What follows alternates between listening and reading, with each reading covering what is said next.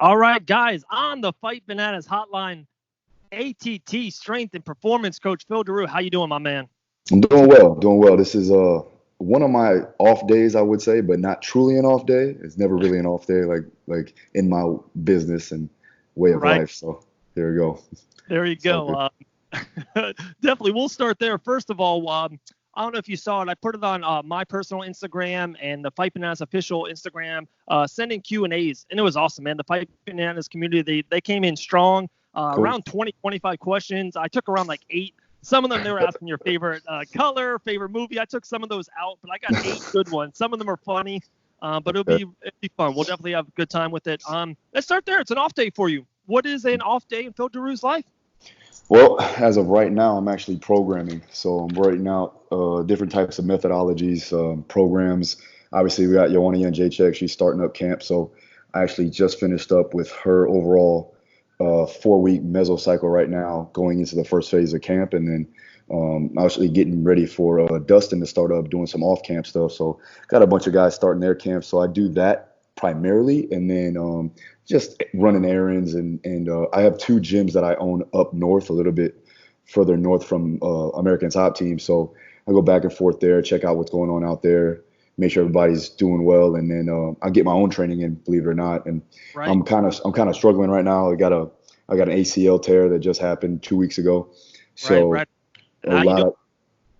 of good, good.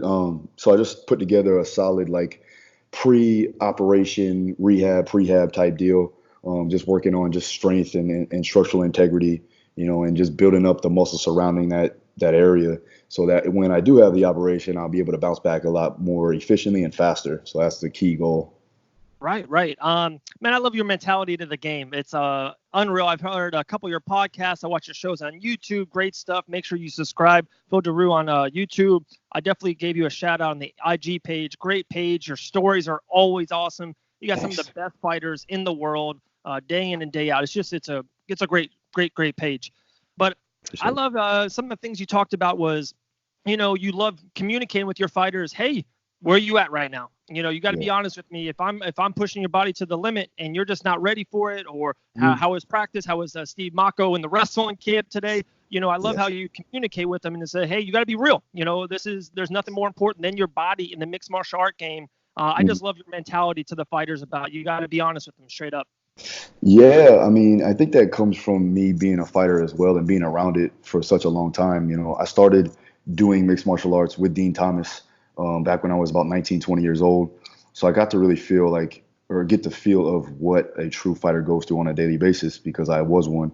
And then from there, I can connect with these individuals because we have similar mindsets, and that just comes from the competitive drive that they have. So with that, I like to obviously, get that connection with them so that we have a better overall understanding and then that we can increase the performance, but also just have trust and accountability for that trust. So whenever I tell them what they need to do, they're not just, thinking that I'm just telling them that because that's what I think they need or whatever the case. I know that that's what they need and that's why they work with me. So it's good. Right, right. You just said that you started 19, Dean Thomas. Did you start? Were you around American Top Team, and did you have that culture what they have right now when you were at 19, 20 years old when you were fighting? Yeah.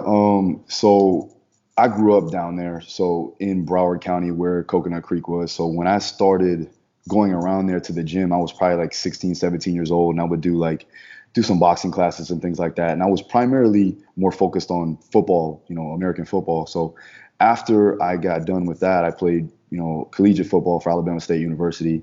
And then after that, I found that Dean actually had a school up where my family moved to in Port St. Lucie. So it was about 90 minutes north. And I was like, man, that's perfect because I still wanted to compete. I still wanted to fight. I still wanted to do something competitive, right? I still wanted to be athletic still and keep it going there. So when I started, um, right around about 20, 21 years old, we used to take the trips down to Coconut Creek and do some sparring there and actually watching these guys and watching like Hector Lombard and a lot of, and Thiago Silva and Thiago Alves back in their heyday in their prime. It was truly remarkable to see, and it was definitely a tight family. And now it's great that I'm still with them, and it's still about that same atmosphere. that Right. family oriented feel. And now I'm doing it as a coach. So I'm blessed.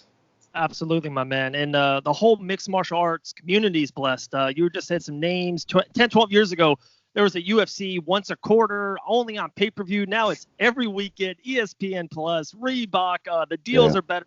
They got sponsorships galore. We got people traveling across the world. We got our boy Georgie Mosburger going to Australia, Mhm. sponsorship deals, helping animals. It's just the MMA community is just it's beyond blessed. It's Yeah. unbelievable right now, especially down there at ATT. I don't know if you know, I've talked to probably 15. I actually just got off with Mike Beast Boy Davis yesterday, Mhm. and the momentum that American top team Coconut Creek had in 2019 is just unmatched. It's just it's bananas. Joanna, Amanda, Georgie, everyone else in between, and there's so many. That's another question I got for you later on. All the young ups, but Mhm. how can you keep that unbelievable momentum from 2019 to 2020? What's that secret sauce that you guys got to keep this train rolling? I mean, we just got to stay consistent. I think that we have the athletes. Obviously, you see they come in each and every day, and new athletes just keep coming in. But along the lines, like you said before, we have these up and comers, these homegrown guys that are so talented and so focused and so hungry, and they're sparring with the likes of Edson Barbosa and Dustin Poirier on a daily basis. And it's good to see them actually make that come up. And I'm very excited for the future, but also I'm excited for the present as of right now. We have Ioane and Jacek fighting for another world title. We have, I mean, like Masvidal is coming up. I think that, he's due for a title shot, in my opinion. Even Dustin's at his prime, at his peak right now. So with that being said, and Amanda's the best fighter in the world. You know what I mean? So with that, we are truly on top, in my opinion, but there's so much more to go that we have a laundry list of backups, in our B squad in a lot of ways. I don't like to say that, but what they would say our B squad is other people's like superstars in other gyms. You know what I mean? No, and this is people the C squad, the next level. It's unbelievable, and I want to hear that. Like we said, Daru Strong on the IG. Your stories are unbelievable. We just saw one a couple of days ago. Kayla Haracha, Charles Rosa was great. Mhm. Can you throw out a fighter or two that's maybe on the come up? Maybe an amateur about to be pro, or even a pro. I know Chase Batwell's down there, a 2-0 Mhm. pro doing his thing. There's just so many. I love Juan Porta. Juan Porta is a I machine. think that's a good one to talk about. That kid actually is going to be really good. He's Unbelievable. obviously, yeah, he already has a title. But I think that obviously he's not in the bigger promotions, but he deserves to be. He is one of the guys that will be up there. We have Sidney Outlaw who fights for Bellator now, but again, he had a rough fight his last fight. Fought a short notice fight against Michael Chandler. Those are guys, and he's helped Masvidal and he's helped Dustin Poirier get ready for both those fights that they've had. We got Jordan Young, another Bellator guy, but super young still. He's still like 24 years old, 23 years old. I mean, there's a lot of guys there. So, but Juan Puerta, the guy that hasn't really broken through the main promotions, he's definitely going to be somebody for everybody to, look at. Yeah, for sure. I agree with that. He's been on the show multiple times. Love that kid. He's just the Mhm. endless potential. I love that. Yeah. And a good individual too, like a Yes, super sir. nice kid for sure. Right, right. Kind of a question that I thought of right before we got on was, have you ever talked to a fighter one-on-one, or have you ever went to like management or someone there, maybe like Lambert or Matt Brown, and say, guys, maybe we should not take this fight, or maybe we should get out of this fight, drop it down. I know, let me just throw out a name. Let's just throw out Sid Outlaw. Love the man Sid Outlaw, right? Yeah. And I know where he's been for the last 6 months. Something's off. He's just not there. Whatever it is, time in. Maybe he's sick. A lot of stuff. We talked to Mike Davis, had the MRSA issue. Not a Mhm. lot of people knew about it. You know what I mean? Like, there's so many behind the scenes stuff that you see on the daily. You're with them. No one, your body doesn't lie, right? Yeah. We Yeah. say stuff, but your body, what you do, does not lie. Have Yeah. you ever went to the fighter, man or woman, and say, hey, guys, maybe we should skip this one, guys. Let's get out of it. We're not right. Yeah, I mean, and that's a very delicate subject, for a lot of fighters because they don't want to pull out of fights, and these guys are elite, so they don't. Every fight that they take ultimately could set them up for life. So with Right. that, I have to, we all collectively have to look at it as a coaching staff and actually see, okay, is this appropriate for the time being? And, at the end of the day, the fighter's going to do what they feel is necessary and what they want to do. We can only give them our opinion in a way. And then from there, it's up to them. Once the cage closes, then it's all on them at that point.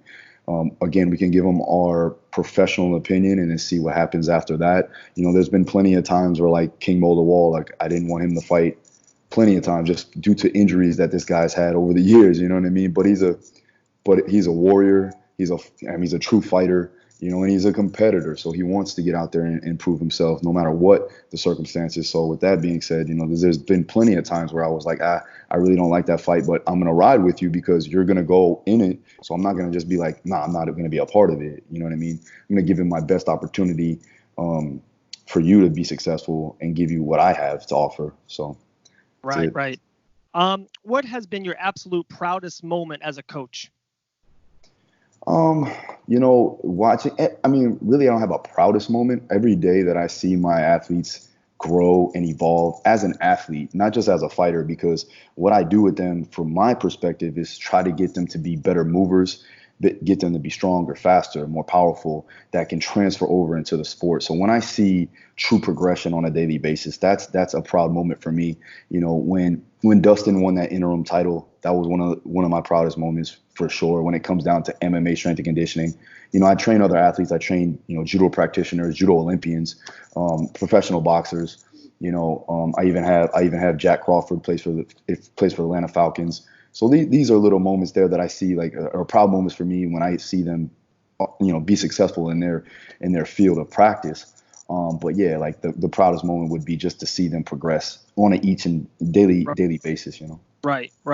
Oh man, that's awesome, my man. Like I told you, we got a lot of Q&As from the fans, so I definitely will jump into there in a second. Some of them are awesome. I love it. But real quick, right before we get into that, UFC 246 next Saturday night, Cowboy versus Conor. Real quick, who wins that fight event?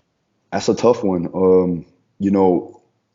I definitely want to go with. People are probably going to say something, but I definitely want to go with Conor because I think that just in general, Conor needs this in order for him to stay relevant, obviously, right? I said the same thing, Phil. I said the same thing. I'm telling you, like nothing. I know it sounds crazy. Nothing to do with the cage. He needs this fight for the next one. He needs this for everything after. You know what I mean? Like I'm so with you on that. Unfortunately, like a lot of the MMA now and a lot of the general fans, they only know certain people. And one of those people is going to be Conor McGregor. So if he's successful, then more fans are going to be watching fights again. And that's going to help the entire UFC, but not only UFC, but MMA in general. So right. Yeah, we kind of need him as a community of fighters to almost win, in my opinion. But I mean, Cowboy is such a talent, bro, and he's actually and he deserves a win. Like he deserves this fight, and he deserves to beat Conor. But for me, I just don't see Conor losing again in this degree. If he does, then it's probably over for him, in my opinion. But you never know. Right. And of course, everyone down there, there's already talks of it. We would love this Conor Georgie summer blockbuster, probably the biggest fight in the sport of mixed martial arts history. Georgie Masvidal, Conor McGregor. So that's so crazy to think, because Jorge's been in it for so long. I think it was like 2006 or 2000, I don't know, somewhere around there. I was still in high school when he was fighting, and he was doing the backyard fights and things like that. And George has been around ATT forever. It's really good to see him, get the recognition he deserves. But it's so funny to me now. People are looking at him as a superstar, but we've known him now. He's kind of just he's our hometown guy. Like he's a Miami guy. So for us, it's like, man, this is great. He's a homegrown guy. That's perfect. For sure. And I would feel like for you, someone like you and the grind and all the work, you would love that even more than the next guy, just because you see all the work he does, years and on years of training, getting better, grinding, and now he is the absolute biggest star in the game. Like he wasn't on a come up, no silver spoon, no 3-fight knock. You know what I mean? Like he's the biggest name in mixed martial arts in 2020. It's bananas. Yeah, that's crazy to think, man. But it's cool. It's a great thing to love see. Him. I love him. Georgie Masvidal. All right, so here we go. Like I said, I got 8. Some of them are real funny. They'll be quick. Some of them you can elaborate in whatever you want. But love our Fight Bananas community. All right, the first one, pretty easy, goes, Phil, how did you get the job at American Top Team? Like I said, I've been around ATT for like 10 years. I was going back and forth doing, sparring and going there on Tuesdays and Thursdays, sparring at night and getting to know the guys, getting to know Conan, getting to know Laborio, getting to know the upper management. And so it was easy for me to kind of go in there and at least, I wouldn't say easy, but it was a better opportunity for me than somebody else just stepping from just the outside, right? So I remember what happened was I ended up actually retiring from the sport at 26 due to concussions just built up from football and then again and from my fighting career. But I had nothing really to do, and I stayed away from the sport for about a year. And I had my gym up here, and I had some free time, and I actually asked Dean. I said, if you have anybody that you want me to work with, I have some time on my hands now. I'll be down to work with them. And he's like, well, you may be in luck because the old strength and conditioning coach is actually leaving. So if you can get your resume, come on, bring it down today. And I was like, I can get it in 5 minutes. So I drove down there, 90-minute drive. First day, I stood in for the strength and conditioning coach because he was actually out for that week. So the first day I trained Dustin, I trained Tisha Torres, Hector Lombard, King Mola Wall, and Dia Davis. And they liked the training. Obviously, I was a little bit different, with my methodologies in training and the way I go about training. So they were like, oh, okay, this is kind of different, but I like it. And they kept me around for a good month and a half, maybe 2 months before I got paid. And I was there just grinding away, going down there. Luckily, I have a great support system. My wife, she's amazing. She was like, definitely go ahead and do it. You know what I mean? And even though I had 2 gyms up here, 2 businesses that I was running, I knew that was the spot that I needed to be at, because that was my home for a while as a fighter. Right. So eventually, they were like, talk to Conan. He was like, you're the best fit for the job. We want you here. So that's when I started. That was 4 years ago.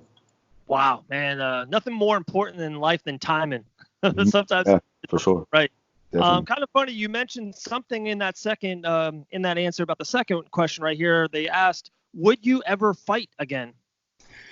Yeah. I don't, you know what? I don't think it's in my plan. You know what I mean? I think everybody has a plan, and I don't think it's there for me anymore. Obviously, I want to compete. I want to do, things in that nature. I want to test myself, but when it comes down to it, I don't think it's worth the risk in a way. I'm making good amount of money doing what I do now, and coaching and coaching coaches is what I do primarily. Do seminars and teach around the world, and don't get me wrong, I still compete. I'll do grappling tournaments. That's how I messed up my knee, But yeah, I don't think, like, for me, my first pro fight I made $200, and I think I spent that on the way back going home. And I actually fought a good guy. It was Kurt Hollabaugh for my first pro debut. It was in Louisiana, and I was the main event, believe it or not. But again, it just is what it is at this point. Like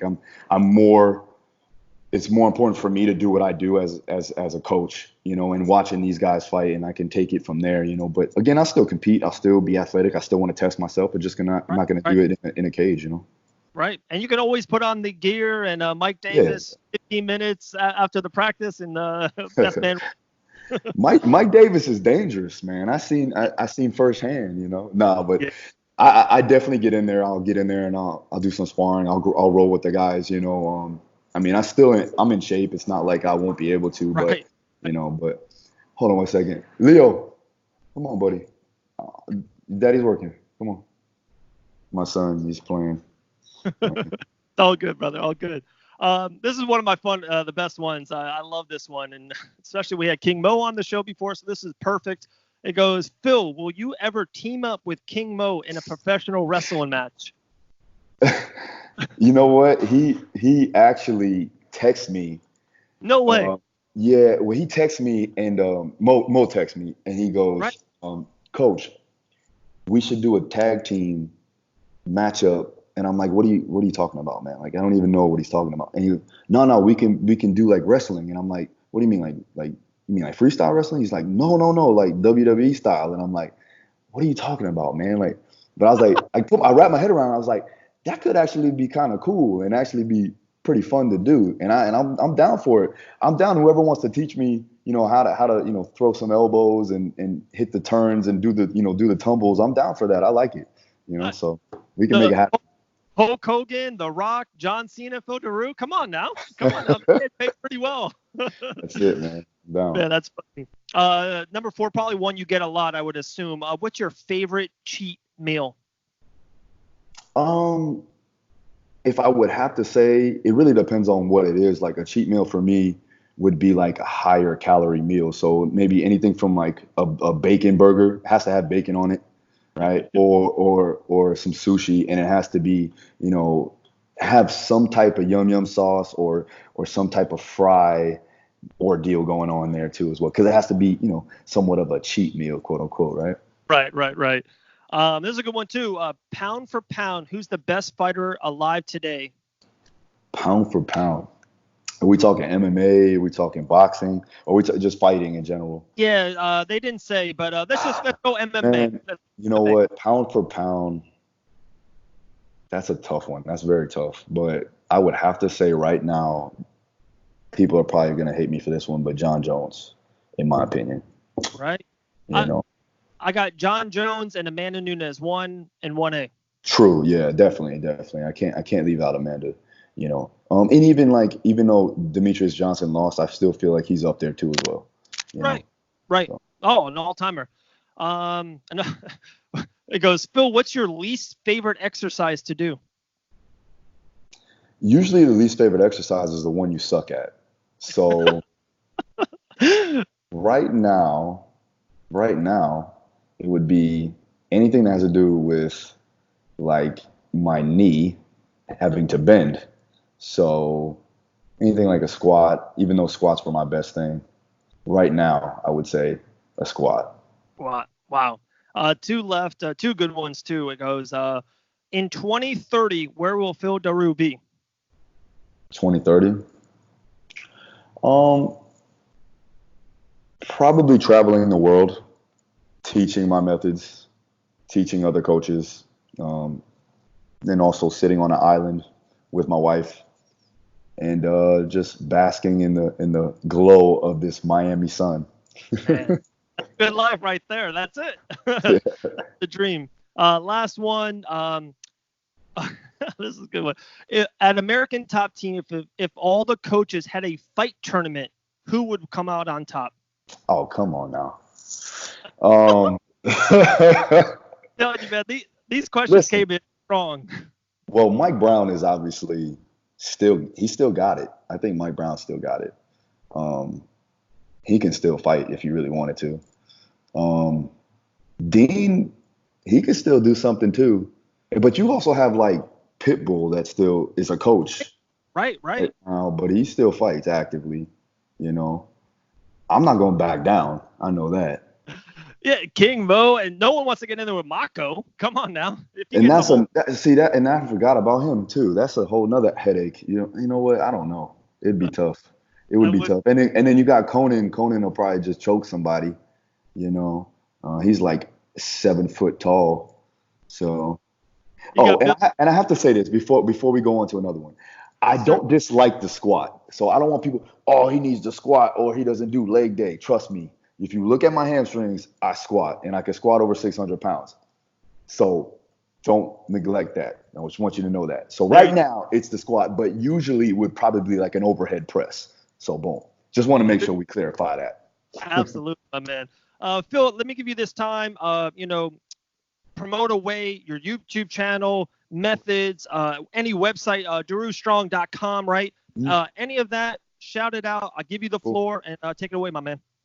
Yeah, just anything you want to find out about me, you can go to darustrong.com. You can check out my YouTube channel, Phil Daru Strong. Also, my Instagram is @DaruStrong. So it's very simple. Get me on Twitter too. I do a lot of write-ups on Twitter and post a lot of articles there too as well. So Twitter is the same thing, Daru Strong. And then also if you want to check out any of my programs, it's on the website. And also if you're a coach looking to get mentored and do a coaching course with me, that's also available as well. Absolutely, my man. It's so funny you said that about Twitter. Like, some people like the UFC Fight Pass, you know, they're like, oh, wow, the Instagram is great. That's strong. You guys doing great on there, but you got to beef up your Twitter. I'm like, Yeah. I neglect it. It's like the stepchild. You know what I mean? It's like, I don't know Yeah. about it. I'm like, I got to give it some more love. You're right on that. Yeah, well, it's like the water cooler of like social Yeah. media. You know what I mean? Like, so we get on there, and at times, I think that for you it'd be perfect, but you know, for me, it's kind of just like posting articles and posting up videos and stuff like that I kind of already do on Instagram, but still really good to have because some people aren't on Instagram like that. They use Twitter as a platform. Right, right. Absolutely. Phil, man, always appreciate your time. Continued success. 2020 is huge for the American Top Team and yourself. We'll get back on it. We'll talk very soon, my man. Thank you. I appreciate it. Later, brother. All right.